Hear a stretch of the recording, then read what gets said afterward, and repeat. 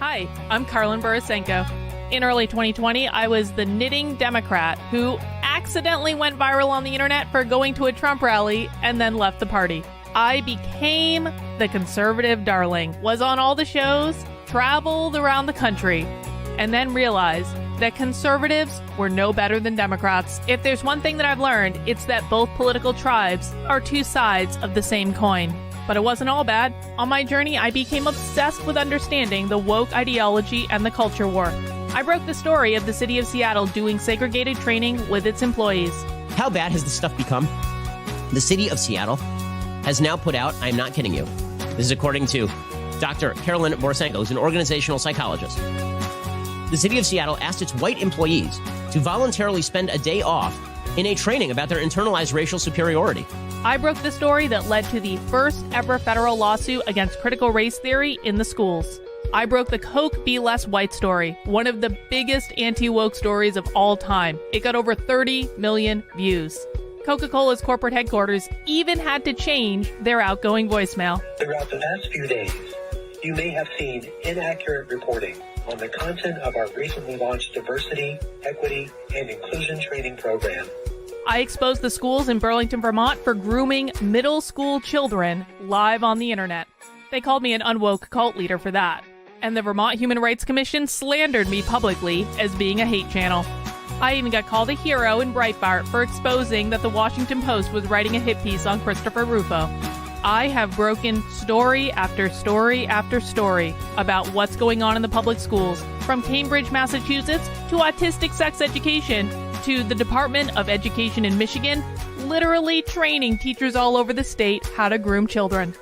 I wrote a book called Actively Unwoke, the ultimate guide for fighting back against the woke insanity in your life. I host a podcast all about fighting back, and I'm downloading all of my knowledge to you on my Substack, carlin.substack.com. The world is a crazy place.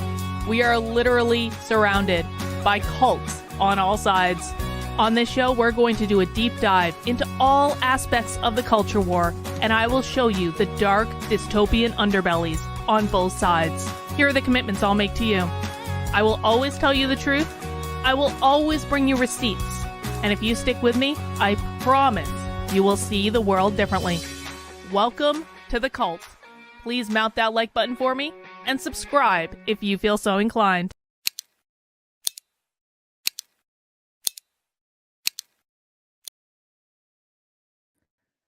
Well, hello, everyone. Happy Thursday. I hope you're all having a great day. We have got a lot to talk about today, but I think the most important question that I've seen come in so far, hang on.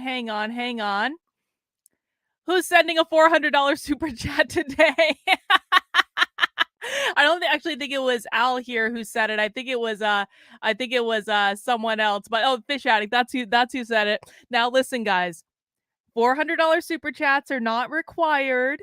They're always nice. I will thank you graciously for them when you send them in. But don't worry, they're not required. You can come in, just hang out. We do have a lot of things to talk about today, and one of those things actually does involve money. It does, but we'll get to that in one sec. So I want to show you what is on the docket for today. So the main thing we are going to be spending our time on, and guys, please remember to mount that like button on the way in the door, if you wouldn't mind. That tells YouTube to recommend the stream to other people and that sort of thing. And I can tell from the concurrent viewer count that YouTube has not sent out notifications today. So everyone, please make sure you mount that like button for me so we can get our viewership numbers up. That would be great. The biggest thing we're going to spend time on today is this piece that I wrote last night, the top 10 things you must understand about the woke ideology. So I've gone through a process of evaluation, some letting go, some resignation in the past week or so at the state of affairs that we find ourselves in the land of the anti-woke space, in which the vast majority of people in it don't know what they're talking about. Now, what that means is that a lot of people have been, wrongly educated by misinformed influencers who are not doing their jobs and teaching you what the woke ideology actually is. And it has become extremely clear to me that, and I truly don't mean to pat myself on the back or us, because this isn't just a me thing, this is an us thing. And it really did happen by accident. It has become very clear to me that the people in my community are light years ahead of their understanding of the woke ideology than like the average person in the anti-woke space. And we need to bring people along with us. And so it's not just my job to teach people. Everyone has to teach people, but we all have to be on the same page about what we're teaching. And so I'm going to put out a little bit more kind of entry level stuff where for some of you it might be a nice reminder. For some of you, it might be the first time you've encountered it. If you are new to me, if you're new to the channel, if you're new to the community, and it's okay to be a beginner, by the way. It's perfectly fine to be a beginner because, I mean, we've all been beginners, right? I was a beginner at one point too. If you are a beginner and you are relatively new, or if I'm saying things that maybe you haven't heard before and maybe give you some feels because your influencers have said one thing and now you're hearing a completely different thing, I'm going to ask you to chill out, listen, and be open to learning, because everything that I'm going to teach you is going to be backed up with receipts. It's going to be backed up with primary source documentation. It's going to be backed up with videos. What the conservative influencers are doing is they're teaching based on TikTok. TikTok isn't real. TikTok is not real life. We deal with real life in this channel. We deal with real life. The primary sources, the policies, the documents, the videos, the trainings, all that sort of thing. And so I'm going to be doing a lot more kind of like entry level content, because we need to both be reminding ourselves of what we're dealing with, but we also need to have the tools to be able to bring more people along with us. So this is where this is going to start, which is the Woke 101 series that I have on my Substack, which is Carlyn, KARLYN.substack.com. And there is actually a whole series and section within my Substack. Actually, if you go to the main page, you'll see right up in the top menu here, Woke 101. We have the Woke Mind series. We have My Day with the Socialist. These are just different sections within the Substack. And if you go to Woke 101, you'll see there's actually a whole bunch of stuff in there that's meant to be kind of like introductory. If you're just starting to encounter this, then that's where you need to start, because there is some foundational knowledge that you need to understand in order to truly appreciate what we're dealing with. Okay. So we're going to be talking about this today, and I'm going to walk you through the 10 things and we're going to talk about it, but we're going to get some other fun stuff in too. We are going to, I mean, did anyone see this epic Trump troll of DeSantis? We're going to watch it and relive it in all of its glory, and it's real, and it's just like, if Trump is setting us up for what we're about to see for election season, oh my God, it is going to be joyous. It is going to be spectacular. It is going to be hilarious. Again, I ain't voting for Trump. I ain't voting for DeSantis. The only Republican I would vote for would be Vivek. But I just like you have to sit back and enjoy the clown show. We're going to be in it for another year and a half anyway. We may as well enjoy every moment of it. So we're going to watch that. There was also this article that came out today in the New York Post. Left-wing extremism linked to psychopathy and narcissism, according to a study. Of course, I guess our favorite narcissist popped to mind in HG Tudor. When I saw this, I was like, oh, I wonder what he has to say about that. I tagged him in a tweet on this, so hopefully he sees it and then he does something with it. Maybe he won't, maybe he will, who knows. He likes dabbling in the world of the woke, and so I hope he does do a video on it. But I can do my own videos, mother effers. And so we're going to talk about this study and read that article. And then for a little bit of a white pill moment, Zero Hedge is reporting almost 2/3 of Americans view the media as truly the enemy of the people. Excellent, excellent, excellent. So that's what we have on the agenda today, guys. I hope you appreciate it. Again, if you just showed up, please make sure you mount that like button on your way in the door.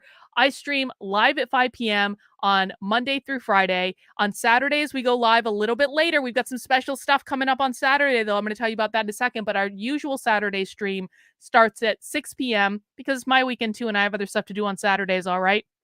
So please make sure you're subscribed to the channel. Please make sure you're checking back regularly. I do try to post clips and all that sort of stuff to distill the live streams down. Sadly, because YouTube's going to YouTube, they don't always recommend my stuff. And so just please make sure you're checking back in on the channel. If you're looking for shorter clips, I probably made it. It doesn't mean it's going to get served to you. Actually, very fun fact, very, very few of my views come from the subscription feed. The vast majority of my views come from the recommended feed and the browse feed. And so if you are looking for clips and things and you're wondering, why don't I see this from Carlin? Why don't I see that from Carlin? Why haven't I seen her show up in a while? It's probably because YouTube's not recommending my stuff, because YouTube gonna YouTube. So sometimes we got to be a little bit proactive and just know that there is new stuff posted on the channel almost every single day of the week. Okay, so just check back in, make sure you got those notifications turned on, and that's all we can really do, guys, in the land of YouTube. But I do want to just give you a couple programming notes, because I just launched a whole bunch of scheduled live streams for the rest of the week. Now, tomorrow we have happy hour, which is our regular Friday stream, and happy hour is one of the primary streams that we do to learn about what the woke left is doing. We watch a woke training from start to finish, and I have to give a shout out to my community member who sent me this training. Tomorrow we are watching a training for library staff about inclusive and affirming programs for LGBTQIA youth. I think that this is really important because libraries are usually taxpayer funded. This is taxpayer-funded indoctrination in your local library. And so we're going to find out what they're doing. That's going to be tomorrow at 5 p.m. because it is happy hour. Please feel free to, bring some beer, maybe something a little stronger. Come hang out with us. And I do try to make happy hour fun because we are wading into woke training, and it does get a little tough to watch it. This is like an hour and a half training, okay? But we try to make it fun. We break down the ideology, and I truly do believe that people who attend happy hour and then Socialism Saturday, if you really want the advanced course, I really do believe that the people who attend happy hour know more about what is going on the woke left than anyone else on the internet. You know more than the journalists. You know more than the pundits. You know more than the so-called experts. You know more than most of the activists. James Lindsay is probably the only one we don't know more than, if we're honest about it. I'm just saying. So that's going to be tomorrow at 5 p.m. That is our regular 5 p.m. stream. Let's see. What else do we have on the docket now? On Saturday, we have 2 socialism streams because we are of course, still in the month of May, and May means Red May Live. Red May is a socialist group out in Seattle, and in the month of May, every single year, they do live programming called Red May, and they've been so kind to invite us into their chat and invite us into their channel. Well, not really, but we just kind of showed up and invited ourselves because I mean, we're communists. They're communists, right? So we're just playing by their rules. There's no private property allowed, and so we watch their presentations live, and this is going to be a training that is going to happen live on Saturday at 2 p.m., 2 p.m. Eastern, which means I'm going to go live about 15 minutes before that. And we are going to watch the training, and we're going to watch their chat, and we are going to ask good and thoughtful questions about a presentation they're doing called How Not to Talk About Class. So that's going to be our Socialism Live special on Saturday, and that's going to get started at around 2 p.m. And then, of course, we do have our regular Socialism Saturday stream. And, because we yesterday broke down how little influencers on the conservative right understand about queer theory, I actually have right now, this is Socialism Saturday is going to be me basically doing homework and doing research. Is everyone okay with that? Because I was so annoyed at how little the Twitterati on the conservative right understood about queer theory and queer Marxism, I went and found a whole metric F ton of presentations about queer Marxism, and some of them are older, and some of them are newer, and some of them are more professional, and some of them are just like podcasts. And I'm not saying we're going to watch all of them, but I want to watch. I just personally want to watch some of them, and so we're going to be having a queer Marxism marathon. Come on Socialism Saturday. This is going to be Saturday at 6 p.m. Eastern Time. We will talk about all of the things that your conservative influencers do not understand, your Twitterati do not understand. Mike Harlow sure as shit doesn't understand because he's just not smart enough to get it. And so that's what we're going to do on Saturday. This is going to be an advanced course in queer Marxism. And queer Marxism, like, okay, so abolish the family is the most dystopian topic that we do on socialism. Queer Marxism is like a close second. Queer Marxism is cray, cray, cray, cray, cray. If you want to know why the trans activists are doing what they're doing, you need to understand queer Marxism. Okay? So that's what we're going to be doing on Saturday at 6 p.m. And last ask I have is, guys, if you want to support the work I'm doing, one of the very best ways that you can do so is to become a paying supporter on my Substack. Now, right now, I am in kind of a little bit of a quasi crowdfunding campaign because there are 3 conferences with the possibility of a 4th. There are 3 conferences that I want to go and infiltrate and attend their presentations and see who's vending at the conferences and get their materials and learn what they're teaching each other. There are 3 conferences through the end of the year that I want to make this happen for, okay? 2 of those conferences and the possibility of a third, at least 2 of them are going to require plane tickets and hotels and Ubers and those sort of things because they're going to require me to leave my house. The third, it's a little fuzzy. I'm not sure exactly how I'm going to do it yet, if I get the opportunity to do it. But here is what I need. I need 200 more paying supporters at $5 a month. I'm not talking about a lot of money. I'm talking about $5, okay? $5 a month or $50 for the annual if you want to do that, to sign up to my Substack within the next month or so. So it's a little bit of an unofficial crowdfunding campaign. I'm going to be putting up an article later about this on the Substack. This is easily going to be one of the most important things I do, is exposing you to this type of content. Between this and exposing you to the school's content, this is like the 1-2 punch. What we're doing, so when we're exposing you guys to schools content, what are the policies in the schools? What's being taught in the schools? What are the schools doing with kids? That's one of the most important things we can do because that's how they're integrating the woke ideology into the day-to-day and indoctrinating your kids from the time they're 4 years old. But the conferences, the events, the trainings are the step before it gets into the schools. And I think most people understand this because I think most people have been to conferences before. You understand this. Like the conferences, the trainings are the step before real world implementation. Or it could be even like the early adopters of the real world implementation where people who have done things are then teaching other people how to do those things. So if you want to know what's coming in terms of what's going to show up in the schools, what's going to show up in culture, you go to their trainings. Now, I have a long history of infiltrating online trainings and bringing them to you live on this channel. It's called Spy Stream, okay? We watch live woke trainings, we talk about it, we have some fun with it, and we expose what they're training behind closed doors. This is how I did autistic sex education with help of volunteers in the Unwoke Army. But we're upping our game now.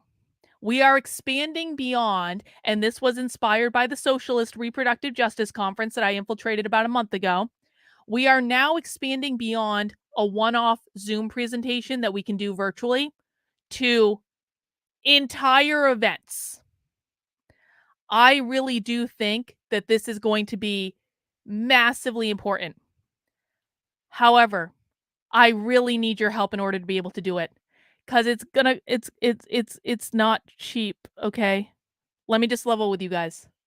I reinvest the vast majority of the money that I make from this Substack into doing more content, into creating more things to help teach you about the woke ideology.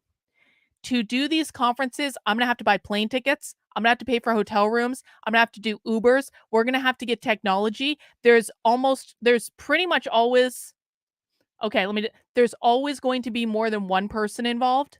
So there might be additional plane tickets, additional hotel rooms, etc., etc., etc.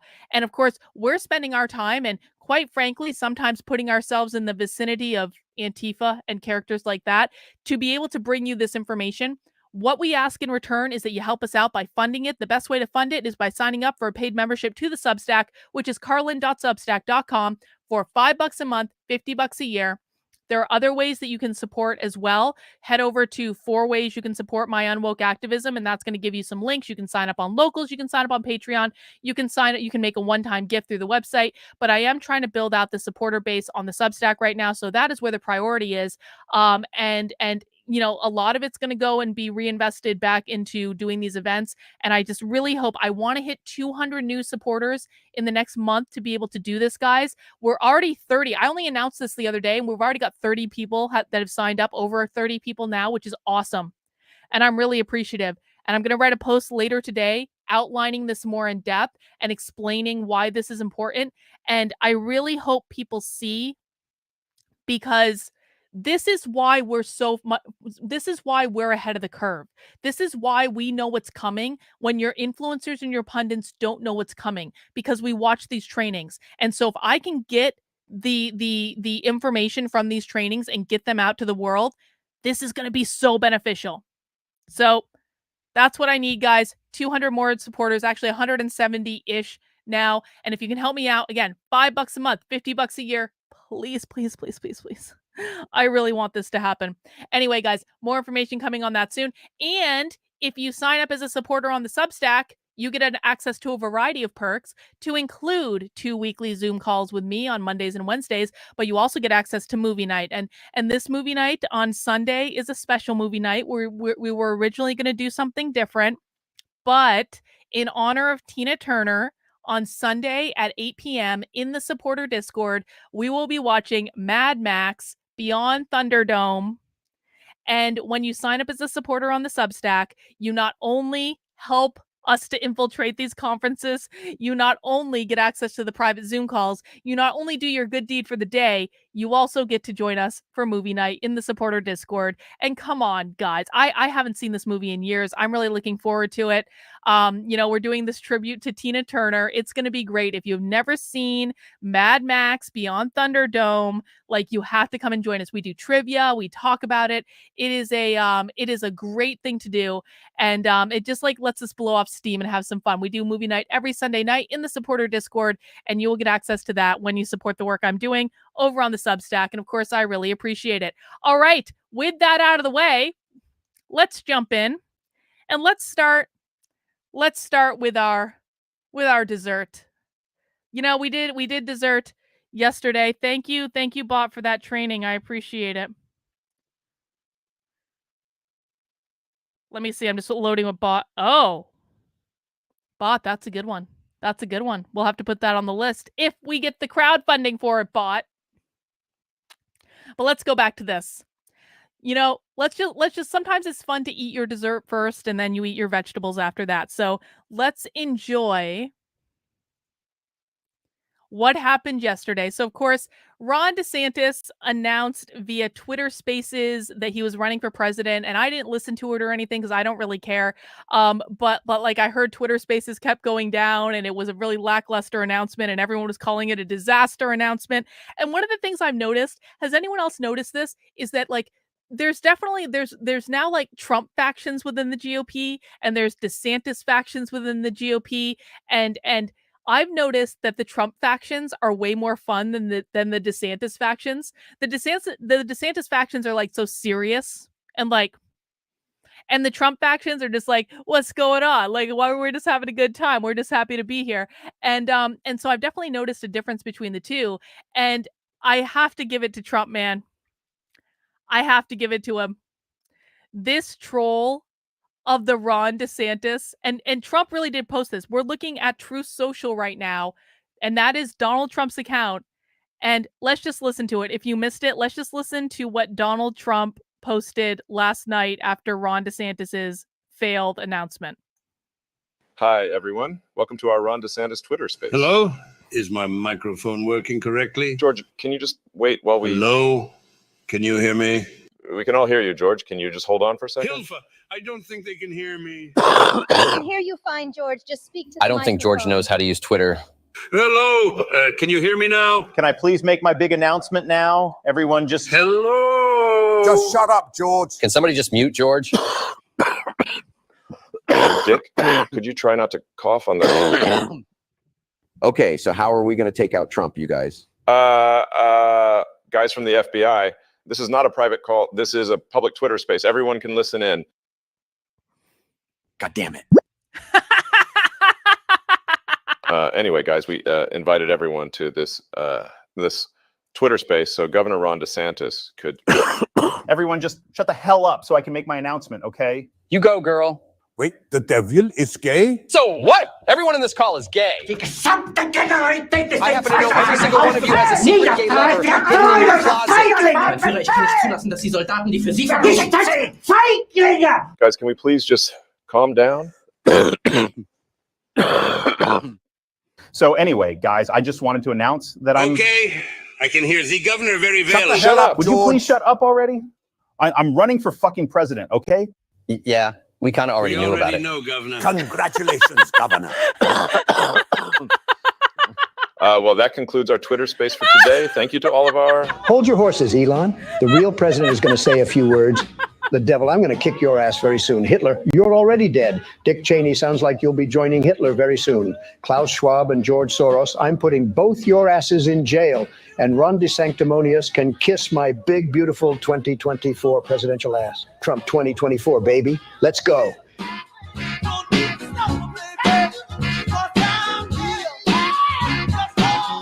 Trump. Okay, Trump, man. Trump. You gotta give it to Trump. I mean, come on. This is going to be the greatest election season in the history of election seasons. It's gonna be fucking beautiful. And again, I don't even care who wins. It makes no difference to me at all. I'm just here for the memes. I'm here for the lulz. I'm here for the shit posting. I'm here for the absurdity of it all because, you know, if we're going to be on our long, slow descent into socialism anyway, we might as well laugh like hell while we're doing it.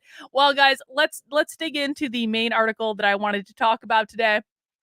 And again, I posted this over on the Substack last night. This is called The Top 10 Things That You Must Understand About the Woke Ideology. Let me pop the link in the chat. And I'm going to make sure I pop it into the chat over on Rumble as well. Hey, Rumble. Hey, Sith. Hey, American Legend. It's good to see you guys. Let me just make sure I got my pop-out chat here so I can see the Rumble chat as well as the YouTube chat. And guys, this is going to be a little intro 101 for people who hang out on the channel regularly, but for people who are relatively new to my content, new to my work, some of this stuff might be new information. For some of you, this might be a review, but it's always good to review and to remind ourselves. And I'm interested in hearing from you guys too. If you think I got this one wrong, if you think I left some stuff out, please let me know. It is meant to be a reasonably readable article, so I didn't go into great depth on any of the points, but I did want to give a good overview of here are the things I wish I had known when I first got started in this space that honestly, it took me kind of years of fumbling around to kind of figure out and really solidify in my head. And so this is meant to be kind of it's like your fast pass. It's like when you're at the amusement park and you pay $60 to get the fast pass so you can cut in the front of the line. That's what this is, except I'm not charging you $60 for it. I don't know. Maybe I should. Maybe that was a mistake. Anyway, when you first become aware of the woke ideology, it can be very confusing. I want to make it a little less confusing. If you're new to this, here are the top 10 things you need to understand to be effective in fighting back against the woke. If you have questions, please ask. Okay? So I'm saying that to the chat too. If you have questions about what I'm saying, I am going to be paying attention to the chat. So please make sure you ask the questions, and that way we can address them. And I'm not perfect. I think I've got this pretty good, but I'm not perfect. So maybe you disagree, and maybe we can hash some of those things out. Number one, woke exists on both the political left and the political right. Now, this is going to hurt the fifis of a lot of conservatives. I know that because I've already had conservatives complaining in my comments all day. Carlin, I just don't agree with this. I don't agree with number one. I don't agree with it. It is only the left. And I think part of the problem is that that for a long time, woke was defined as like critical social justice, which of course is the left wing part of woke. Right? If you're looking at the social justice fanatics, the people that are coming out of the Marxist ideology into the woke, like, yes, of course, that's part of it. However, horseshoe theory is the thing. Horseshoe theory basically says that the left and the right are exactly the same thing, and they're going to meet at some point. And we see this all the time. We see this in terms of the alt-right. We see this in terms of incels. We see this in terms of like the real white identitarians. They are and the Christian nationalists too. Like, they are just as woke as the left is. And honestly, I actually think that they're more severe than the left is. And so, no, I don't agree with this at all. I do not believe that the left is worse. I actually think that the right is far, far worse. Now, that's different than them being the most dangerous. The left is more dangerous than the right. And we're going to talk about why that is.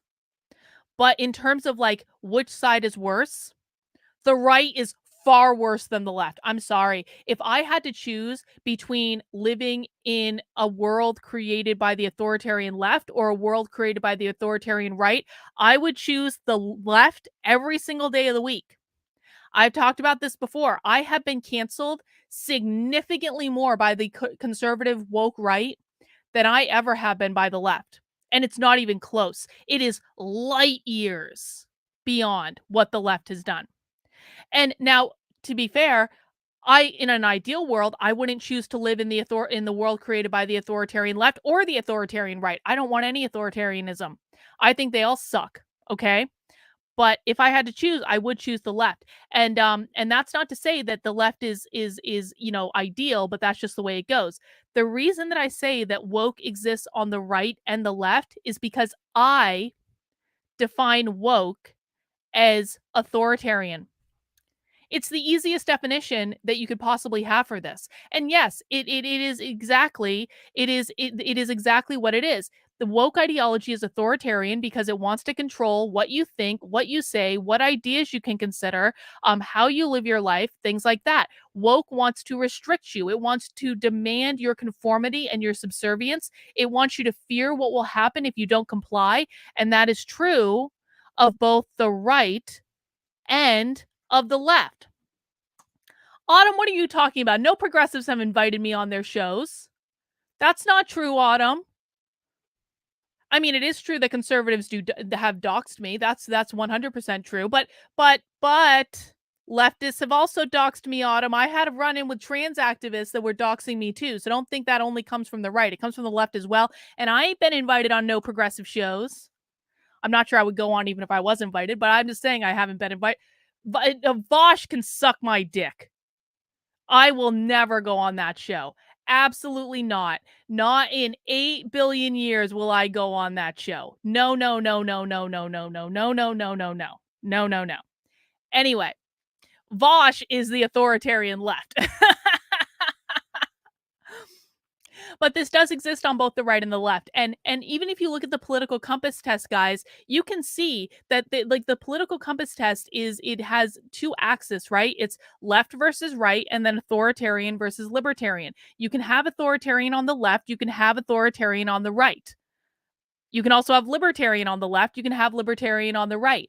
I firmly believe that the battle that we are in right now is not about left versus right. It's not about Democrat versus Republican. It's not about progressive versus conservative. It's not about any of that. It is about authoritarianism versus libertarianism.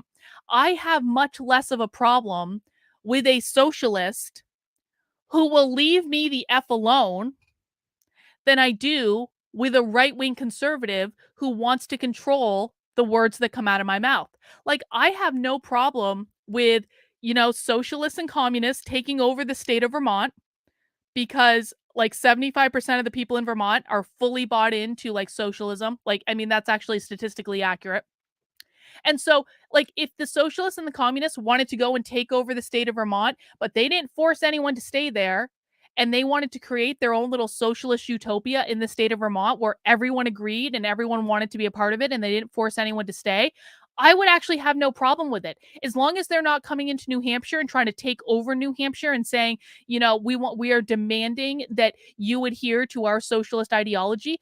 Live your best life, man. It makes no difference to me. So if there is such a thing as a libertarian socialist, which I tend not to think that there is, but let's just play in the realm of make believe for a second. If they want to keep to themselves and build their own society, that is not the problem. The problem is when they try to encroach on everyone else and get everyone else to comply to them and get everyone else to bend the knee to their ideology. That's when it starts to become a problem, guys. And so keep that in mind. Woke is not about left versus right. It's about authoritarianism versus libertarianism. Next up, the woke left is the aggressor and the woke right reacts. The woke left and the woke right are similar in many different ways. In fact, they're similar in most ways, except for one. The woke left aggresses on the woke right, and the woke right reacts. How the dynamic works is that the left does something crazy, and we'll talk about that in a second, and then the right reacts to the crazy thing that the left did. In doing so, the right will usually make themselves look like the aggressors, because like anytime the left does something crazy, they do it in a way where they're like, we're just trying to be loving and accepting and having diversity and including everyone. We're just trying to make people feel good and live in joy. They're doing it in a way where they're like, just like we're just trying to love people and make people feel good about themselves. And so the left does something crazy, but they do it under the guise of like, we just want everyone to be happy, guys. And then the right comes in and they have a massive overreaction to what the left is doing. Can anyone think of an example of that happening like right now, where the left does something crazy but they frame it in the guise of we're just trying to have love and acceptance and peace and be inclusive of everyone, and then the right sees that and they're like, no, fuck you. Yes, Gloria. Target would be an excellent example of that. Target is an excellent example of that. Matt Walsh is now on a crusade to cancel Target over bathing suits that no one has to buy. Literally no one has to buy them. And some of the things, and I'm not opposed to boycotts, like fine, whatever. If you don't want to shop at Target because you don't support those values, then don't shop at Target. I mean, maybe it'll change something. I tend to think it won't, but maybe it will. I could be wrong. But that's not the point, because when the right backlashes, it's not as though the right is quiet about it. They don't just stop shopping at Target. They put on these big fucking productions. They say we have to eradicate trans ideology from the world, and we cannot let the gays near our children because they're all pedophiles. And they make this big show of it that is way disproportional for what the left does. Now, think about the average person who, I know some conservatives might not like to hear this. The average person doesn't hate gay people. The average person doesn't care if people are trans. The average person doesn't care about any of this stuff. The average person is selfish and just wants to go about their lives, okay? So they're seeing the left is like introducing this like bathing suit line or whatever the hell's going on at Target. And the left is like, it's just a bathing suit line. It's just for Pride Month. Like, what's the big deal? The average person doesn't care. The right has a massive overreaction to the bathing suit line. They don't just stop shopping at Target. If it was just like a nice like a nice like kind of like calm protest, where we're like, okay, well, you guys are doing this crazy stuff. We don't like it, so we're gonna go to Walmart from now on. That would be one thing, but that's not what they do. They have this whole blown up affair where they're denouncing trans people, denouncing the gays, talking about how everyone's a pedophile, everyone's a groomer, like anyone who disagrees with them is awful, anyone who disagrees with them is also a pedophile and a groomer, and it looks crazy. And the left counts on this. The left knows that the right is going to make themselves look insane by comparison, because you have this one side that's like, it's a bathing suit line, like it's for Pride Month. Why don't you want, like, who really cares? You've got the one side that's just being like kind of normal about the situation. You've got the other side that is like, rah! Like, to the average person who doesn't understand what's going on, the right looks significantly more crazy than the left. Whether you agree with what the right is doing or not, that's not actually what's being talked about. It is the meltdown. It is the screaming. It is the crying. Like, do you guys know how crazy you think the left looks? Every time when Trump got elected and everyone was like screaming and crying when Trump got elected, and there were all these videos of like leftists like, no, and like all that stuff. The left looked crazy when they did that, right? Guess what, conservatives? You're doing that now. And I don't think you have the self-awareness to know that you're doing that right now. I think that you're really so teed up over all of this stuff, and you've been so inflamed by your influencers, and maybe you're just you're saying, well, it worked for the left, why don't we do it too? It worked for the left because they control everything. You don't control everything. They baited you. They knew what was going to happen. They knew that you had been really teed up about this, and that you were going to have an overreaction to it, and that you were the ones that were going to look crazy. That's the dynamic at play here. And every time, and I know exactly what's going to happen. I'm going to have a comment full of like a thing full of comments saying, Carlin, what about the children? Don't you love the children? What, are you a pedophile, Carlin? Because why don't you want us to boycott Target, Carlin? Are you a pedophile? Like, I mean, it's going to be crazy, because that's what it's been for months.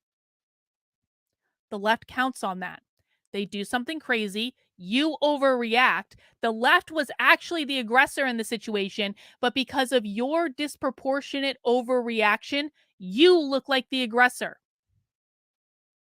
And that's what the left wants. They want you to look like the aggressor, because when you look like the aggressor, then the left gets to be the victim. And this cycle happens over and over and over.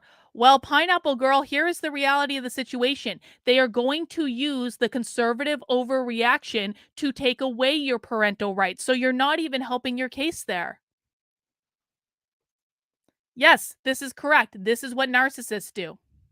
They make you look like the aggressive one. They make you look like the crazy one. You have to be aware of this, because as we talked about yesterday, and we're going to talk about again today, the only way to win this war is not to play the game that the left is wanting you to play. You know what the very best thing conservatives could do for Pride Month is?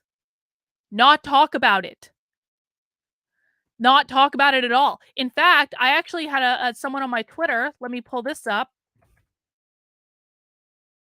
because it was so insightful. Julie on my Twitter, hang on. Where is it? Julie, there it is. Julie, member of the Unwoke Army, she posted this on Twitter earlier. Red alert to Christians. Please do not protest Pride events next month. It's a trap. Stay tuned for strategies to combat queer Marxism that will actually help. Julie is correct about this. Now, it might seem as though, and I know what I'm going to hear, it's like, so you don't want us to do anything? You just want the left to run roughshod? No. But the thing of it is you guys in your overreaction are the ones that are causing the problem. It is the overreaction that gets them the attention. It is the overreaction that gets them the media coverage. It's exactly the same thing that happened with Dylan Mulvaney. Dylan Mulvaney would not be half as famous as Dylan Mulvaney is if it wasn't for the overreaction of the conservative right. The conservative right featured Dylan Mulvaney over all of their media. All of their influencers were talking about Dylan Mulvaney. People who had never heard of Dylan Mulvaney before were all of a sudden watching Dylan Mulvaney all the time. And guess what happens when people watch Dylan Mulvaney? Dylan Mulvaney's numbers go up and up and up and up and up. And then Dylan Mulvaney gets sponsorship deals.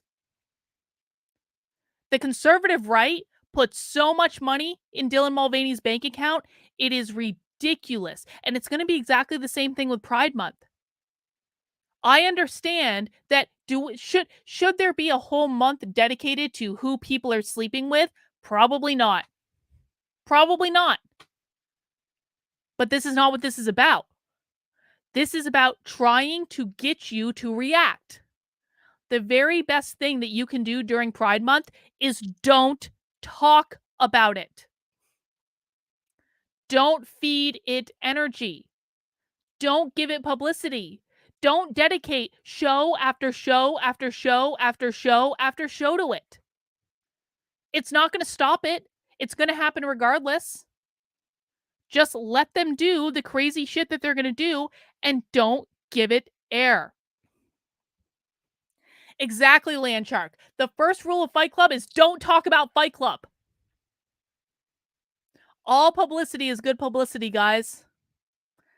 Sad but true. Sad but true. All publicity is good publicity. And they want conservatives talking about it. They want conservatives complaining about it. They want you screaming and reeing and dedicating show after show after show to it. They want you hate watching it because every single time that conservatives talk about Pride Month, they are going to turn that around and say, see, they're the homophobes. They're the evil gay haters that we told you that they were. Why can't we just have Pride Month? It's just about being proud. Why can't we? Like, they're going to turn around and use it against you. And I'm going to bet all the money in my bank account Matt Walsh is going to be saying some crazy, crazy, crazy shit because we can always rely on him to do that. But that's the dynamic at play, guys. The left is the aggressor. The right reacts. The right usually has a disproportional overreaction because they're really teed up now by their influencers. And the left uses that disproportional reaction to make the right look like the aggressor and the left look like the victim. And the average person, the normies who don't pay attention to this, your friends, your family, your neighbors who are just like, I just want to come home. I just want to go to Target and get my dinner and pick up a couple things and come home and watch the game. That's like literally all I want to do. Like, I don't care about any of this stuff. Like, the average normal person is going to side with the left because they are the ones who look less crazy and less outlandish. Number 3, I said before, woke exists on the left and it exists on the right. I personally think the woke right is far worse than the woke left. However, the woke left is far more dangerous than the woke right. So while we do occasionally talk about the woke right in terms of like the Christian nationalists and the identitarians and the alt-right and the incels and all that stuff, because we have to, it is a part of the game that we're playing. We spend the vast majority of our energy talking about the woke left because the woke left are far more dangerous. And the reason that the woke left is far more dangerous is that they control every major institution in the country. They control the media, entertainment, education, corporate America, government, etc., etc., etc. The woke left is far more strategic than the woke right. They play the long game, the battle of inches, and have been doing so for a very long time. And the woke right is very easy to predict. We just talked about it. The woke right will always react because the woke right, or even let's step out of the woke right, like the conservative right, they are not long-term thinkers. They are not long-term planners. Autumn, don't act as though Antifa isn't a thing, Autumn. Come on. Don't make me fact check you. Can we just have like a little bit of intellectual honesty? Autumn is a socialist for people who don't know, and we're not, and she's welcome here because she's polite. She follows the rules, like whatever. It's kind of interesting to have a Autumn, do you mind if I call you our pet socialist? I don't mean any offense. It is interesting to have Autumn around, but Autumn, can we have some intellectual honesty here to say that Antifa is a thing? Okay? I was chased by angry mobs for not doing anything. Like, I know it's a thing better than anyone. Anyway, Red sings the blues. Do you believe the Target boycott is a big distraction? Yes. Because they spent $20 million on trans and gender neutral bathrooms 6 years ago. I think the Target boycott is a big distraction that's not going to last. You want to know why? Because Target's much better than Walmart and women aren't going to stop shopping at Target. It might have it's going to be a blip. Target is a massive company with massive profits. This is going to be a blip that's going to make their profit margin go down for like a little bit, but Target is so far superior to Walmart. It just is. And I don't think that women that like busy mothers are going to change their shopping habits over a bathing suit. I just don't think it's going to happen. So yeah, I think it's a big distraction, and I think Kohl's is pretty great, honestly, but Kohl's doesn't have all the things that Target has. But we'll see. I could be wrong, but we'll see. I think that the Bud Light boycott worked because, like, the reason the Bud Light boycott worked is Bud Light is an awful product, okay? It's an awful beer. Like, anyone who was drinking Bud Light should have really stopped drinking Bud Light a long-ass time ago. It's an awful beer. There are so many better options. So that works because we're talking about a single product that is not even a good product. And there are many, many options available to it. When we're talking about Target, I mean, you basically have like two kinds of department. You have Target or you have Walmart. And Target is far superior to Walmart in like almost every level. And so I just don't think it's going to last. And I just don't think there's not the will to do it. It's kind of like when the right boycotted Disney Plus for like a week and a half. And they all canceled. This is after Gina Carano was fired from The Mandalorian for making like conservative comments or whatever. The right did this massive thing where they were like boycotting Disney Plus for like a week and a half, and they all canceled their memberships to Disney Plus. And then slowly but surely it would like, I signed up for Disney Plus again because my kids really like the movies. Like, they couldn't stick to it. So that's my opinion. I don't know. I could be wrong. Anyway, back to this point. So the left is the far more dangerous of the two. The right is easy to predict. You always know what the right is going to do, because it's like the classic saying, the left is playing chess, the right is playing checkers. Carl, thank you for the super chat. The woke left aggresses on everyone, including people on the left, not just the woke right. The woke right then does react, as you say. Yeah, well, no, that is very true, Carl. The woke left aggresses on everyone. You're absolutely right there. But do you guys notice that the right are the only ones that have this like crazy reaction? I mean, maybe I'm missing it. I don't know.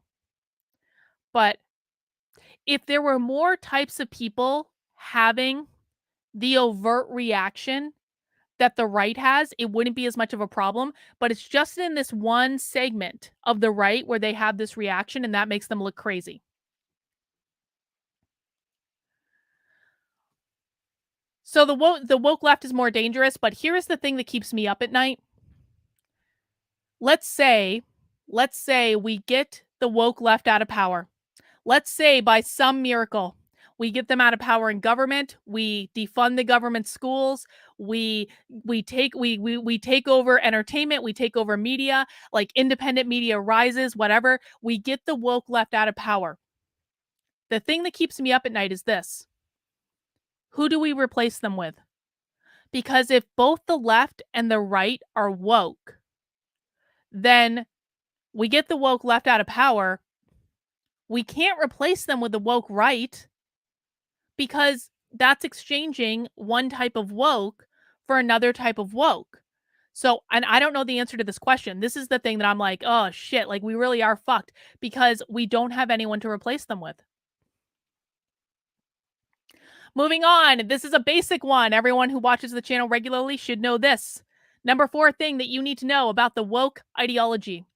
The woke left has 4 primary goals. Gain as much power as possible, destabilize the system, attack capitalism, usher in their Marxist utopia. So, their first goal is going to be to gain as much power as possible. Power can come in a variety of different forms. It can come from being promoted into a position where you're like in charge of a company, in charge of a newspaper, in charge of media, in charge of an entertainment conglomerate, like an official role. Power can also come with being elected as a politician. Power can also come through more soft forms of influence, like interpersonal stuff or protesting or trying to influence culture, or that sort of like holding a massive Pride Month thing. That's going to be a form of power. Anything that allows you to exert some form of hard or soft control over another human being is what we're going to say is gaining as much power as possible. They want to gain the ability to control what other people say and do. What do they do once they have power? They cause problems. The woke left gains power, and then they use that power to cause problems with the intention of destabilizing the system. If you want to know why the left always veers towards chaos, as Tim Pool put it the other day, I think.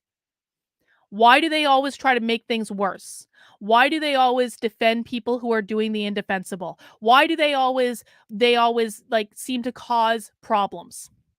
They do it because one of their goals is to destabilize the system. Destabilizing the system is a feature, it is not a bug. This is the number one thing of all the things on this list that people have to wrap their heads around. The left wants to destabilize the system. They want there to be chaos.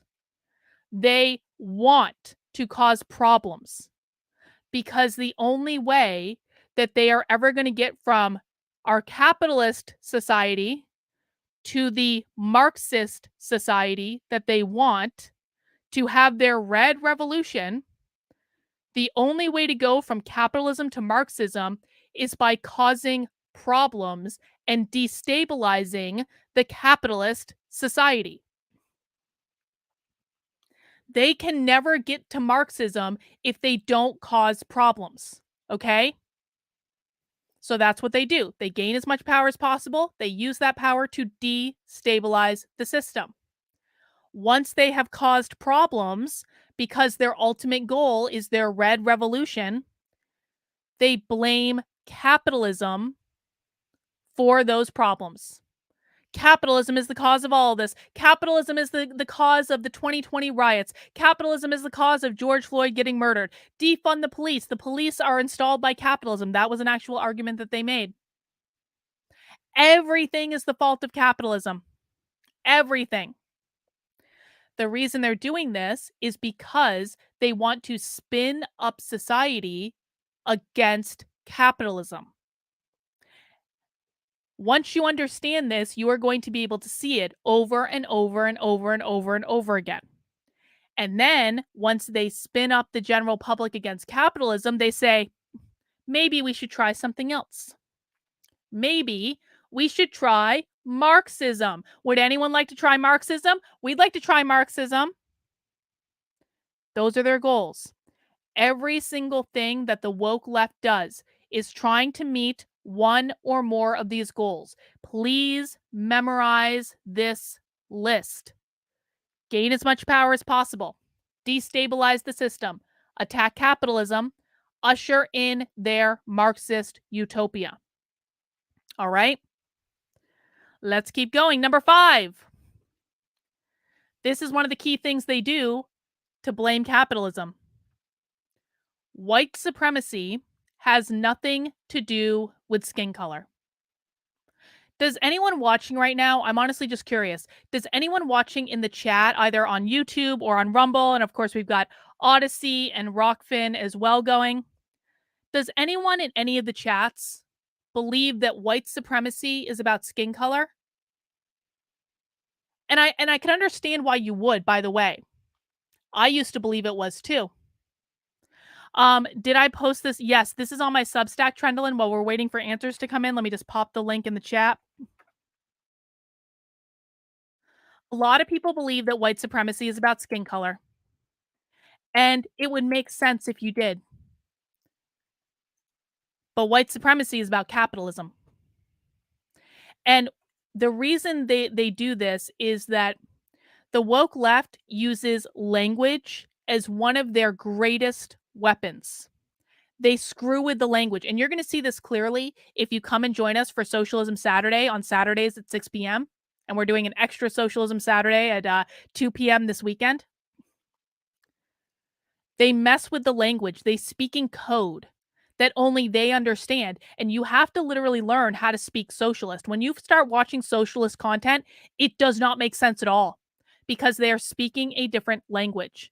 One of the things that they have been very successful in doing is changing the definition of the term white supremacy. This is why Larry Elder is the black face of white supremacy. This is why when Byron Donalds was put up as a nominee for Speaker of the House a couple months back, he was called a white supremacist. And these are two very Tim Scott. I was actually just thinking about making a shirt for my Unwoke art store with Tim Scott's picture and just says white supremacist on it. They're all very black. Spoiler alert. Okay? White supremacy is not about skin color. White supremacy is about capitalism. It is about who owns the power structure. It is about who the boss is, who owns private property, who is the landlord. Another term they might use for it is who is the bourgeois, the elite ruling class. Because the way that Marxists see things is it is the bourgeois versus the proletariat. So anytime you hear them say racism, anytime you hear them say white supremacy, anytime you hear the term whiteness, anytime you hear the term systemic racism, they are not talking about skin color. They are talking about capitalism. Number 4, they don't want to abolish men or women. This is another thing people have to wrap their heads around, and I understand why people might think that. For a long time, people were convinced that the woke left hated men. They hated those cis straight white men, and everything they were doing was to oppress the cis straight white men. You guys have got to get this idea out of your head. They do not hate men. They do not hate white men. They are not trying to oppress white men. There are, I promise you, we see it on Socialism Saturday all the time. There are a lot of white male socialists. They don't care about them. They consider them a comrade. They don't do anything to them at all because it's not about men. Okay? It's also not about women because a lot of people will say, well, Carlin, what about trans women in women's sports? Aren't they trying to get rid of women? Aren't they trying to get rid of lesbians? Aren't they trying to do all these things? No. It's not about men. It's not about women. The truth is they don't hate either gender. They are not trying to oppress either gender. The woke left is just as fine with men who agree with them as they are with women who agree with them. It's the same with like white people. Like Robin DiAngelo for a long time was the high priestess of the woke left. White lady. They love Robin DiAngelo until they didn't. The goal of the woke left is to abolish all gender. They want to abolish the gender binary. They want to liberate us from gender. That is why they introduced non-binary into the equation. Non-binary is actually the ideal that they want because non-binary is genderless. It completely gets rid of both the male and the female paradigm. And that is what queer Marxism is all about. Getting rid of it entirely. Creating a world full of theys.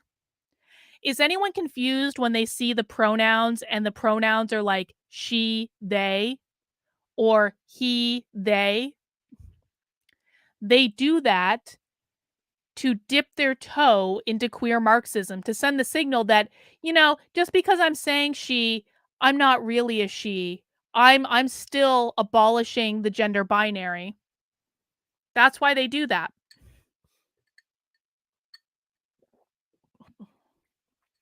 In fact, we have heard in the queer Marxism trainings, maybe we'll even hear it when we do it on Saturday, we have heard them talk about the fact that the term trans doesn't mean transition.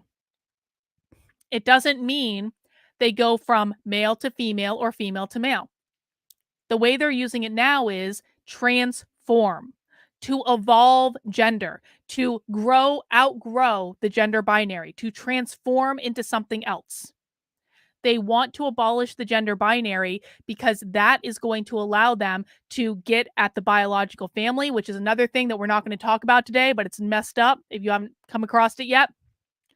And that's what they're really trying to do. Like, always keep that in mind. They do not hate men. They do not hate women. They do not hate either gender. They hate all gender. They hate anything that society considers normative, and that's what they're trying to get rid of.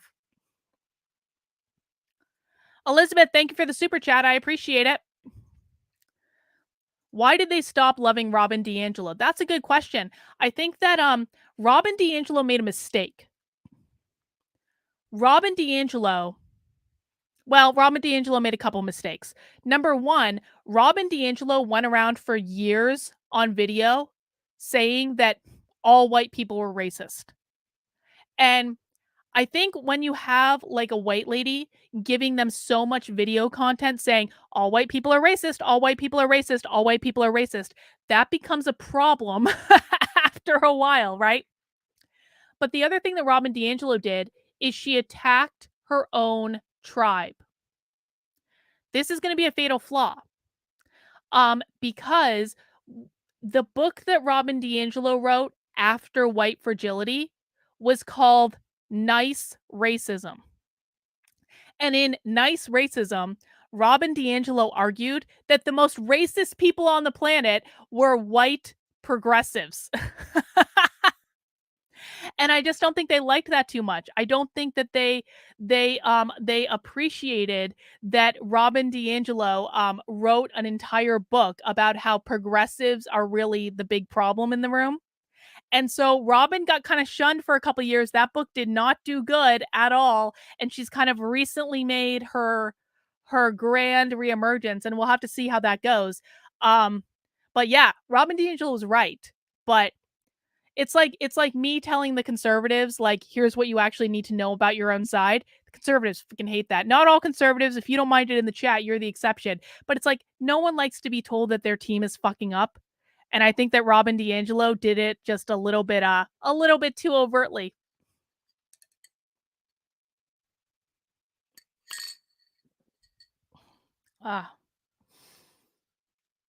All right, let's keep going.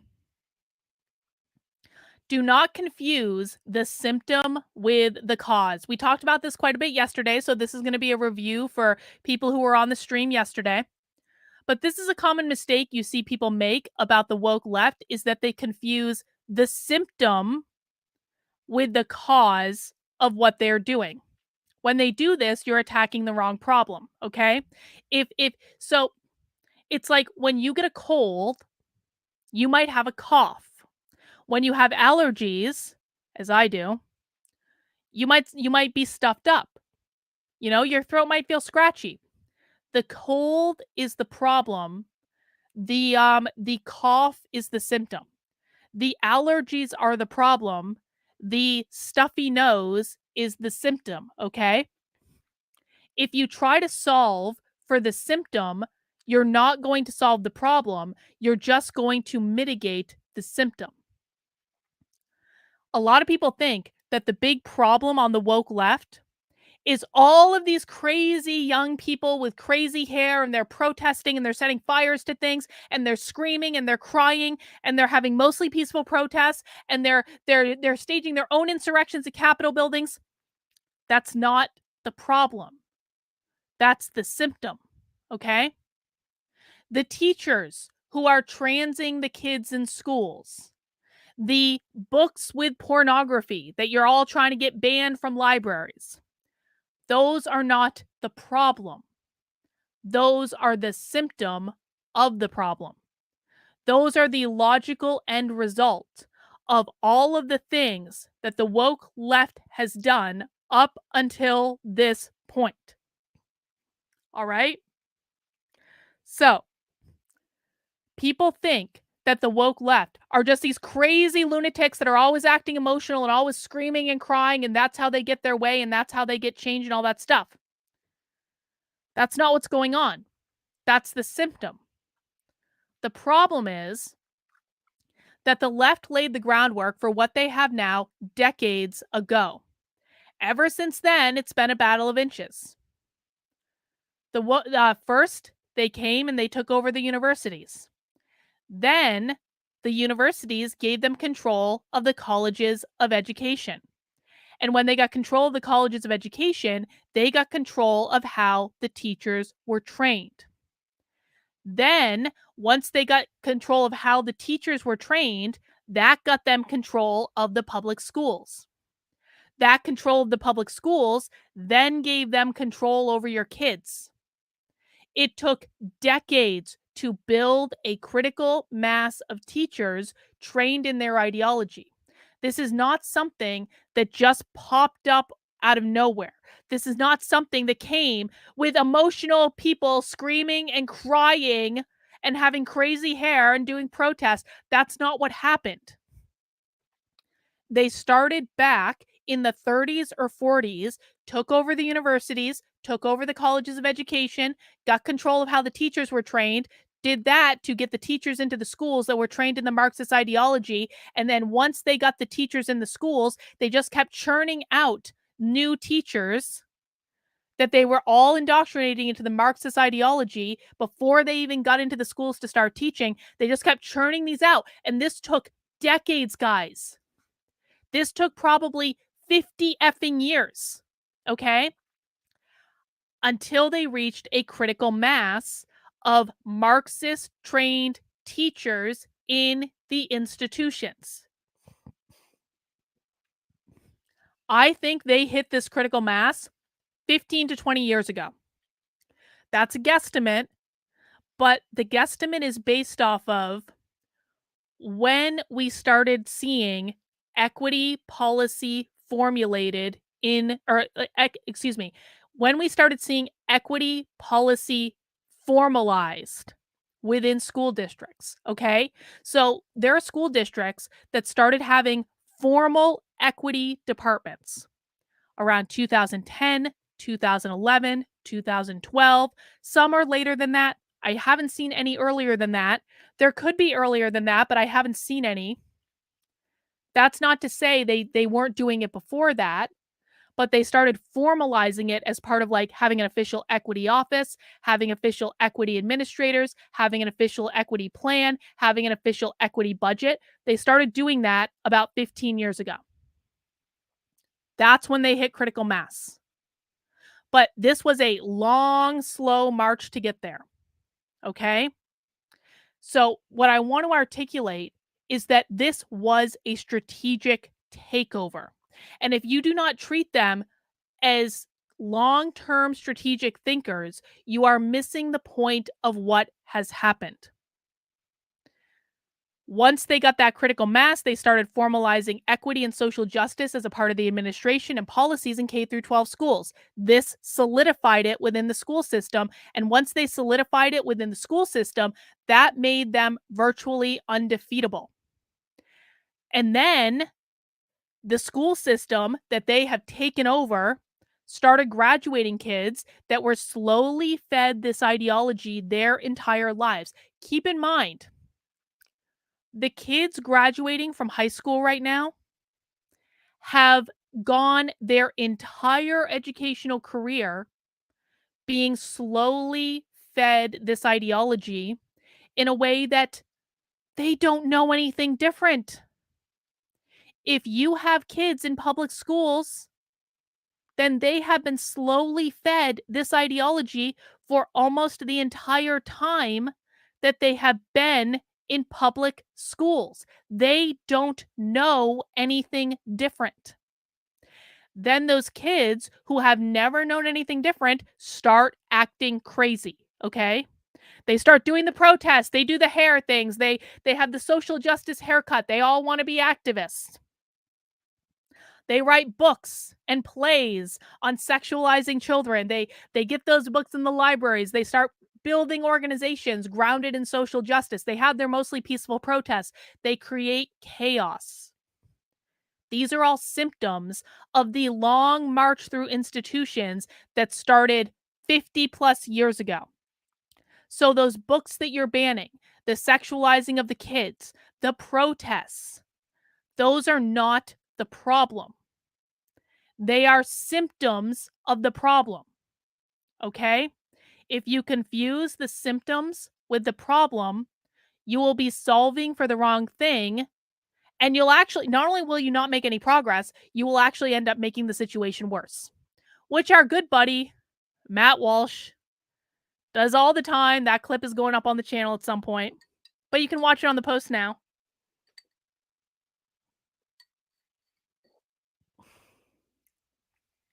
Let's keep going. This next one is easy one. Yes, it's Marxism. Why do they dye their hair blue or purple? Well, sometimes dyeing your hair is just fun. I've dyed my hair. I've dyed my hair countless times. I dyed my hair blue in high school. It was just for fun. But why do they do it? It might just be for fun, or it might be because they're queering themselves. They're making themselves not normal. Their real opposition is anything that's they consider normative, okay? So brown hair, blonde hair, red hair, that's normal. Purple hair, blue hair, pink hair is subversive. What are non-leftists supposed to do to halt this long march? Didn't I ban you on the channel earlier?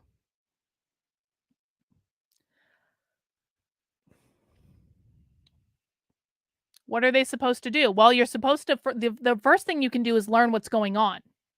If I'm getting you confused with someone else, I apologize, but it was this profile picture. And so what I suspect is happening is someone who I banned on the channel earlier for being a dick has now come back and created a new account with the same profile picture that is asking the question that got him banned last time for being a dick. Okay? So if you're not the same person, I apologize. But what you're supposed to do at this stage is to listen and to learn what is going on and to stop reacting to them. Stop feeding it. Stop having a hissy fit every time someone says you look crazy when you react to them and you're giving them everything they want. The very first step is that you have to learn and understand what they are doing, not what your conservative influencers say they're doing, not what they're doing on TikTok, not outrage porn, not any of these talking points. You have to sit and learn what they are doing and really understand it. And once you do that, we can have a conversation about what to do next. But until you do that, nothing you do will work.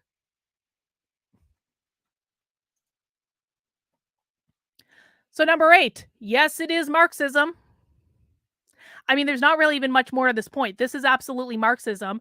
And, I always thought that the right sounded like crazy when they were talking about like the socialist, revolution or whatever, because again, they do sound crazy because they're reactive, but it really is Marxism and they're winning. Bro, you are absolutely the person I banned on the channel earlier. I have just told you what's next. What's next is you stop being a dick, you stop talking, you open your ears, you listen, and you learn. There is no next.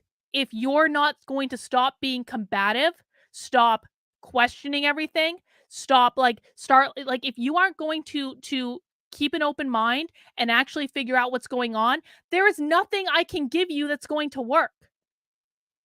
Because you're just going to screw everything up. Let me be blunt. When people like you, who create multiple accounts to get around channel bans because you were being a douche earlier, When people like you get involved and you don't listen because you don't understand what you were dealing with, then you cause more problems.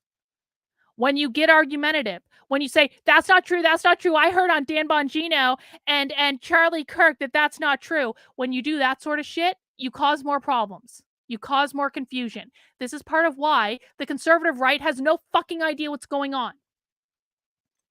Your only thing to do right now is shut your mouth, open your ears, sit, and listen and learn. Come to happy hour on Friday. Come to Socialism Saturday. Learn what's going on. If you are unwilling to do that, then there is nothing else I can do to help you.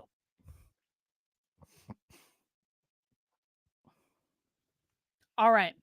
We're not talking to him anymore. His job now is to zip it and learn. That's really all I have to say about that Marxism piece. Nothing terribly exciting there. Number 9, the most important battleground.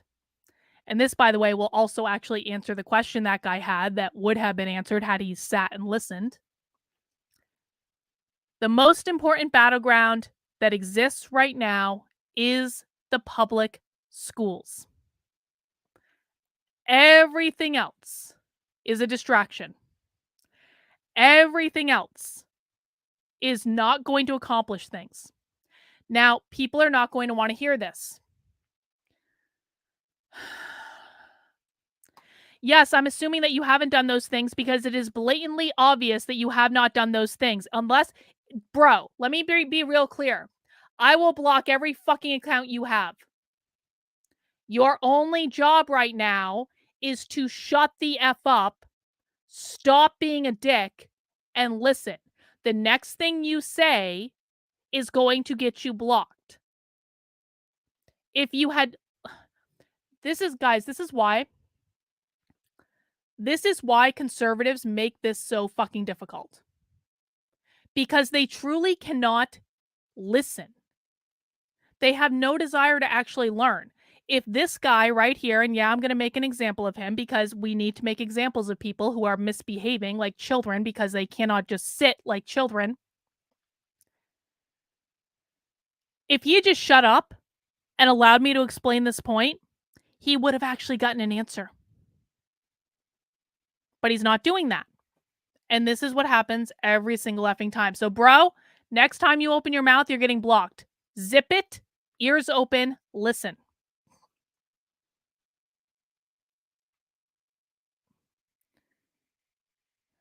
I don't know that guy's a narcissist. I think that's a big assumption.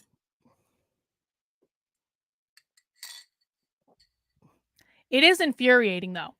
It really is. It's like you try to help people and they just don't want to hear it. The most important battleground that we can have right now is the public schools. Every other thing is a distraction. There are a lot of people who are not going to want to hear this. The borders are a distraction. ESG is a distraction. Whatever crazy thing Biden is doing today is a distraction. Everything that is not about how to reclaim the public schools is a distraction. Target is a distraction. Budweiser is a distraction. It's not that it doesn't have any impact, because it does have impact, but sometimes you have to prioritize.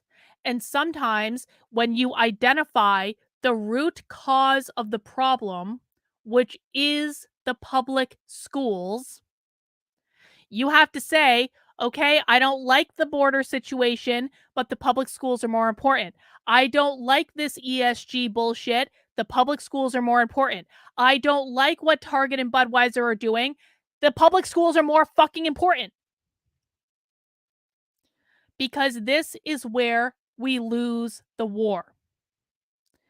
And I don't personally think the public schools are fixable.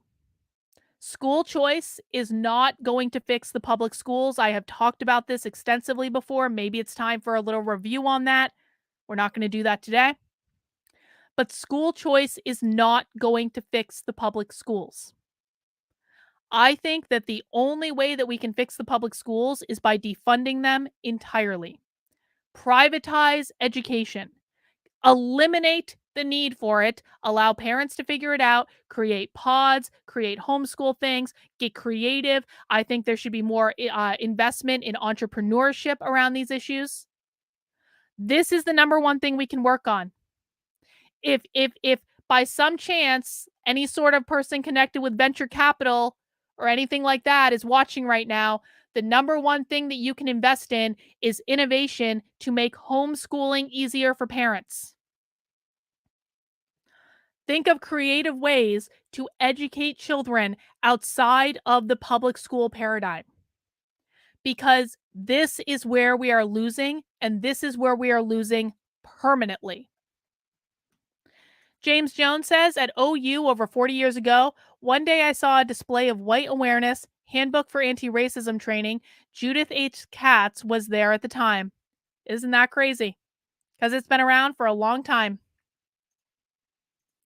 Why are the public schools the most important things that we can look at right now? Because they control your kids. People think that the woke left is so invested in abortion and like demanding it up until birth, demanding it after birth, all this stuff. They think that they're like, I mean, I think Tim Pool has said this multiple times. Why don't we just let all these leftists abort all their kids? And then if we let the leftists abort all their kids, then they will eventually die out. Their ideology will die off, all those things. Well, that might make sense, except that the woke left controls the public schools. This is one of the first things they took over. Remember, they took over the universities, they took over the colleges of education, they trained the teachers, they sent the teachers into the public schools. They did this for 50 effing years until they achieved critical mass in the public schools, where now 90% of teachers, 90, over 90% are indoctrinated into this ideology, and they don't even know it. It is the only way they've ever been taught. They don't even know it. Does anyone watch the show The Handmaid's Tale? By the way, I love the book The Handmaid's Tale. The book is great, but the show is also pretty good, but the show is no longer following the book. The show's kind of going on its own now. And I think it's a great show. I think everyone should watch it. I might even have a new marathon of The Handmaid's Tale. I do it every once in a while. Great soundtrack. But the reason I bring this up is The Handmaid's Tale has been going for what, like 5 seasons? Something like that. And the first season was about the book, and then the subsequent seasons have all been separate from the book. So they're getting to the point in The Handmaid's Tale where when The Handmaid's Tale first started, the Christian nationalists had just taken over the country and had created this new country of Gilead, okay? In Gilead, women are not allowed to learn to read. They are not allowed to read at all. If a woman is caught reading in The Handmaid's Tale Gilead, they lose a finger the first time. They lose an entire hand the next time. And you can imagine what happens after that. And so when they were transitioning society, of course, when they took over, women knew how to read. So they had to transition from this place where women know how to read to this new place where no women know how to read, okay? So they had to overcome the fact that there was obviously the population of women knew how to read, but guess what? Over the course of years, they started raising children in which the girls were never taught to read. And so when you start The Handmaid's Tale, the show, the daughter of the main character, the main character's name is June. She has a daughter. The daughter's like 5 years old when they start the show. So the daughter hadn't yet learned how to read. Over the course of the show, the daughter, I think, is now like 16 or something like that, 15 or 16. It's been 10 years. They have now reached a point in that show where they have raised enough girls not knowing how to read and they have never learned how to read. So you have the adult population of women that were taught to read before the takeover, but you have this whole new generation that never learned how to read. They've never known anything differently. Their entire lives have gone without reading. When you go your entire life with a certain reality, you quite literally cannot imagine a reality that is different than that reality. So now let's apply this back to real life, because we're not in Gilead. Thankfully, I can read. Blessings. We have 50 effing years worth of teachers who have never known anything other than the woke ideology that they learned in the teacher education college. Like, take the example with Gilead and apply it to the teachers in the public school system. They know how to read, but they do not know any way to teach that does not involve the woke ideology, because it is all they have ever been taught. And it's been going on for 50 years.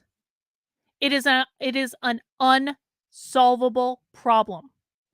Exactly. This is the cave. This is Plato's cave. All the teachers are in the effing cave. They have never known a world outside of the cave. They can never even conceive of a world outside of the cave. This is the problem that we're facing. Nope, Carl, this is not correct. This is not correct. This is what people say when they want to be able to focus on the symptom rather than the problem. This is not correct. Because if you're focusing on today's symptom, you are not solving the root cause of the symptom that was created 50 effing years ago. And it doesn't matter what happens tomorrow with the symptom, because you're still not solving the root cause. This is the excuse that conservatives make when they don't want to focus on the problem. They only want to focus on the symptom. So thank you for the super chat. I do appreciate it, but you're wrong. So the reason that we need to focus on the schools is because the woke left, they don't need to have kids of their own, guys, because they're going to take yours. And they're going to take yours because they control the public schools and because they have installed generations of teachers that don't know how to teach any differently but the woke ideology that they were indoctrinated into in college when they didn't even know what was going on. And I'll give you one more. They literally called for this in the Communist Manifesto. They wrote about how the schools were the keys to taking over and also to abolishing the family, by the way, but that's another thing for another day. This was called for by Marx and Engels 150 years ago, and we are experiencing the ramifications of it today. You don't. How do non-leftists inhabit the teachers' colleges without being indoctrinated? You don't. They're gone. There is nothing that can be done. Nothing at all. The only thing that we can do is abolish public education in this country. That is it. We need to abolish state boards of education because they're the ones setting the teacher licensure standards.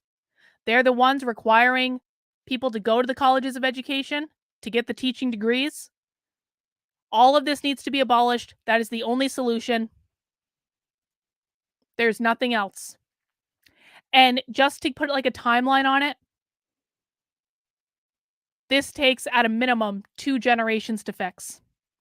This problem will not be solved in any of our lifetimes. That's how bad it's gotten, guys.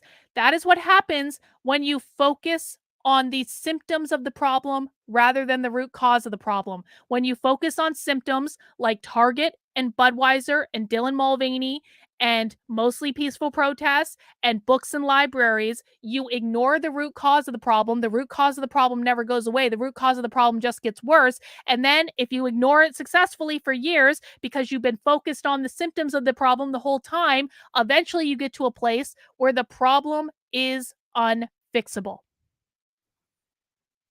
And that's where we are with the public schools. Philosophist, thank you for the super sticker. I appreciate it. Lastly, for this article, the only way that you can beat the woke left is to not play the game that they are trying to get you to play. And I gave this example yesterday as well, so pardon if you were on yesterday's stream. This is going to be a review for some of you, but some people weren't on yesterday's stream, so we'll do it again. Imagine the devil came to Earth, and the devil said, I want to play a game with you. We're playing it on my playing field, so I have home field advantage. I get to make all the rules, and I get to change the rules whenever I want to change the rules. And if you lose the game that is played on my playing field by my rules, and I can change the rules at any time, if you lose, you're coming to hell with me for all eternity. But if you win, you get a get out of hell free card. Are these terms that you're going to accept if the devil says, we're going to play a game? My home field advantage, my rules, I can change the rules at any time. If you lose, you're fucked. But if you win, you can go on about your life. Are you going to agree and play that game? I'm sorry, but if you agreed and played that game, you are a moron. That is a stupid bet, man. That is not going to work. You are going to lose. You're playing the devil's game on the devil's field, and the devil controls all the rules. There is no way in this universe that you're going to win that game. Only a fool would take that bet. So the only way to beat the system is to opt out of playing the game entirely and create a new game in which you are forcing the left to react to you. That's what you have to do. That involves creating a proactive vision. That involves creating a proactive strategy. That involves creating a plan that is not reacting to everything that the left does. If you are even concerned at all about what the left is doing, you're already losing. If you're saying the left is selling bathing suits in Target, we have to do something about this. They're selling bathing suits in Target, guys. We have to do something. Make them pay. You've already lost the game because you are playing the game the left wants you to play. If you say, we have to protest every pride event, we have to do what they would do and come to their pride events, and we have to shout and be crazy just like they shout and are crazy. We have to protest everything. You're playing their game. And that means you're going to lose.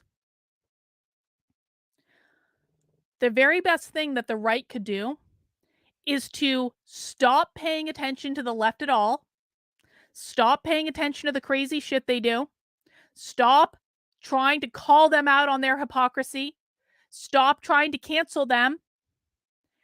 And the right should focus on what they want to achieve. What is their vision? What are their goals? What do they want society to be? How do they want people to exist in that? Now, quite frankly, I'm a little worried about what would happen if the right actually created that vision today, because I think it would look something in the form of like Christian nationalism, and I don't want that. And then I'd have to go with the left, and I don't want that either. But minimally, not getting the right to stop reacting to everything the left says and does would be a great first step. And that's where we have to end today. So guys, those are my 10 things that you need to know about the woke ideology. I just talked a lot. I'm happy to answer any questions in the chat. But again, this article is available on my Substack, Carlyn, KARLYN.substack.com.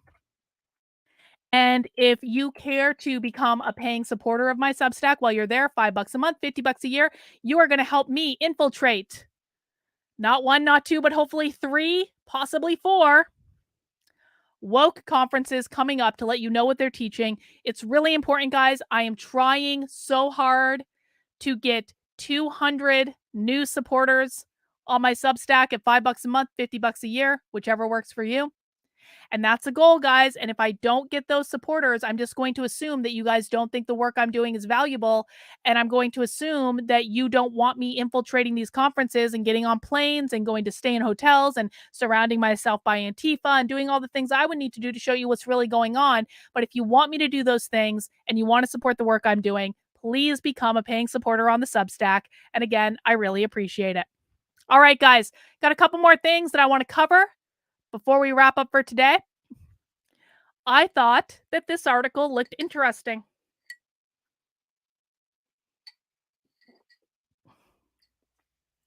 In the New York Post, left-wing extremism linked to psychopathy and narcissism. I really do hope our favorite narcissist, H.G. Tudor, talks about this because I would be interested in his insight on it.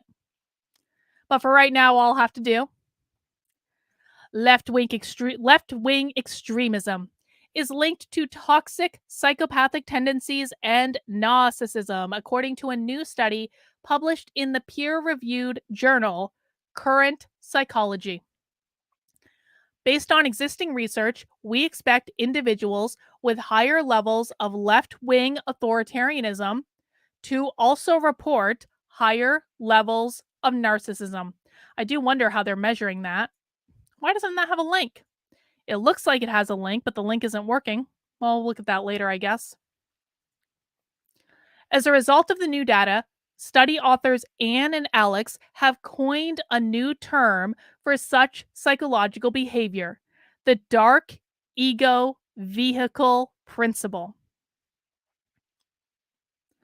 According to this principle, individuals with dark personalities, such as high narcissistic or psychopathic traits, are attracted to certain forms of political, social activism, which they can use as a vehicle to satisfy their own ego-focused needs instead of actually aiming at social justice and equality. Oh, shit. They called them out good. They called them out good. Holy shit. Based psychologists. Basically, what they're saying is,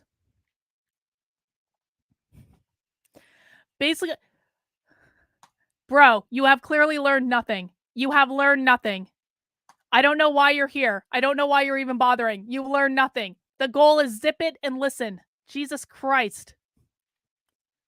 So basically what the article is saying is, leftists, you don't even care about social justice. You don't even care about equality. You don't even care about ending racism. You don't care about providing a level playing field or fairness or any of those things. You're just claiming you do to satisfy your own narcissistic and psychopathic needs.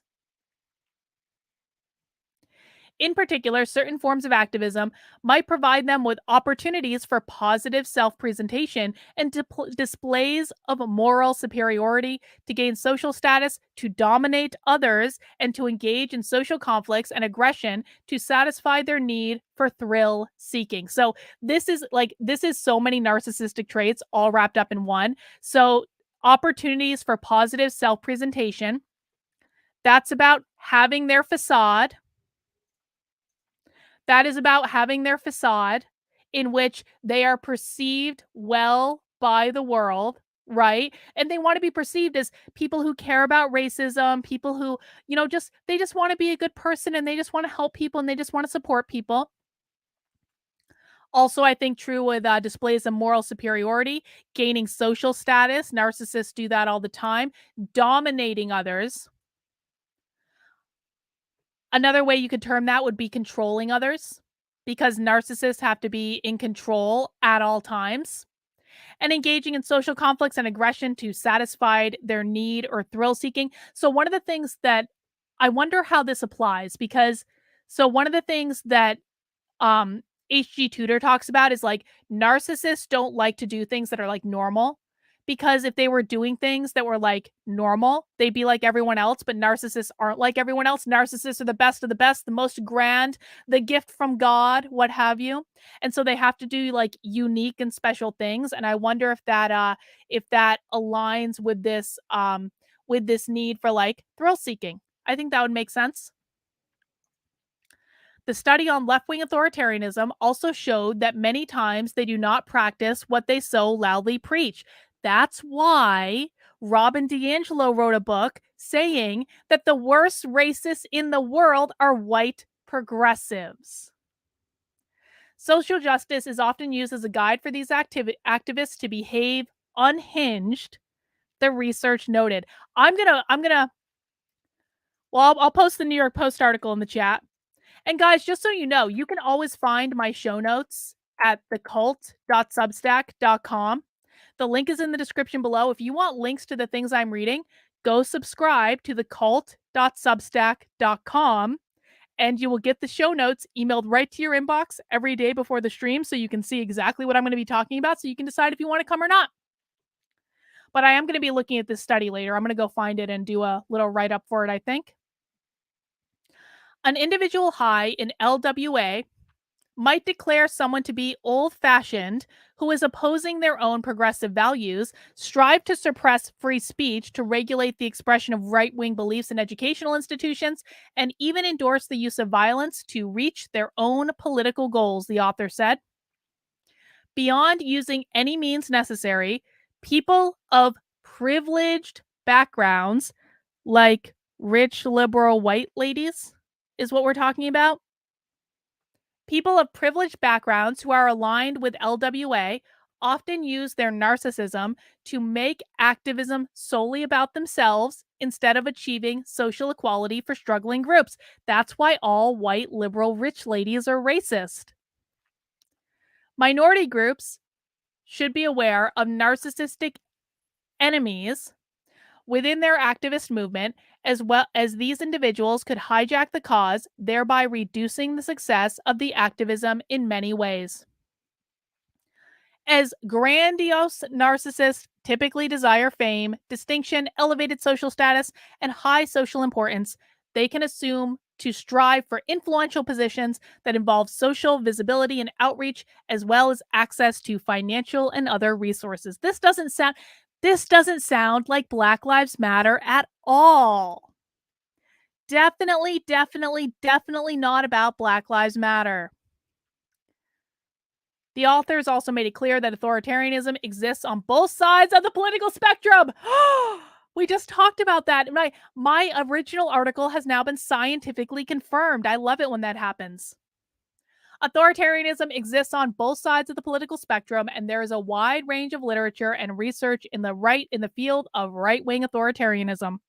However, research on authoritarianism observed in individuals who are supportive of left-wing political ideologies is still rare. God bless the people who did this study. I cannot wait to read it later. I'm going to find a copy of it.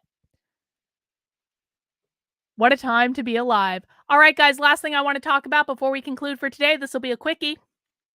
This is our little white pill moment. Our moment of Zen, if you will. According to Zero Hedge, almost 2/3 of Americans view the media as truly the enemy of the people. A new Rasmussen poll has found that almost 2/3 of Americans believe the media is truly the enemy of the people. The survey found that a total of 59% of likely voters either strongly or somewhat agree with the statement. Among Republicans, the belief is even more prevalent at 77%.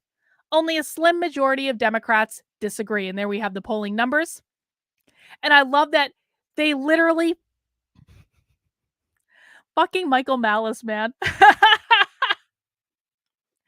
They literally polled on Michael Malice's, like, one of his quotes that he says all the time. I don't know if he coined it, but he says it enough that I only equate Michael Malice with that quote. So we have the media are truly the enemy of the people. strongly agree with that statement, 35%, somewhat agree, 24%, only 23% strongly disagree with that statement. Even Democrats, even 24% of Democrats strongly agree with the statement, and 20% of Democrats somewhat agree. So even Democrats think the media is the enemy. Beautiful, beautiful. What a time to be alive. The poll also noted that among Democrats, there had been an 11-point drop in trust in the media. Overall, 52% of Americans say that they do not trust political news they are getting from establishment media. The survey also found that 52% believe the media is biased towards Democrats. Even Democrats believe that. 40% of Democrats, 30% of them are neutral. Wow. This is yet another example of how Americans hold almost wholly opposite opinions to liberal corporate media narratives. A new Harris-Harvard poll released earlier this week also demonstrated how despised the leftist media has become. So maybe people are waking up, guys. Maybe so. All right, that's all I have for today. Again, I will be back tomorrow for happy hour. And for happy hour tomorrow at 5 p.m., we are watching a woke training about library programs for LGBTQIA plus youth. So this is going to detail how they are indoctrinating your little darlings into gender-affirming ideology in the local library. Congratulations. We will watch that at 5 p.m. tomorrow. Grab a beer. Come join us. Again, I really do believe that people who watch Happy Hour on a regular basis know more about what's going on the woke left than like anyone else on the internet. So you'll be at the cutting edge. You'll know where things are going. And of course, guys, if you want to support the work I'm doing and help me fund my infiltration of the conferences that I really, really, really want to infiltrate, please become a paying supporter on my Substack, carlin.substack.com. If you want to support my work in other ways, you can join my locals community, join my Patreon. You can make a one-time gift. There are all sorts of links in the description below, but I'm really trying to build up my Substack audience, and I want to get 200 new supporters in the next month or so on the Substack, okay? I know this is a tall order, but I've already gotten 30 in the past day and a half, so I know we can do it.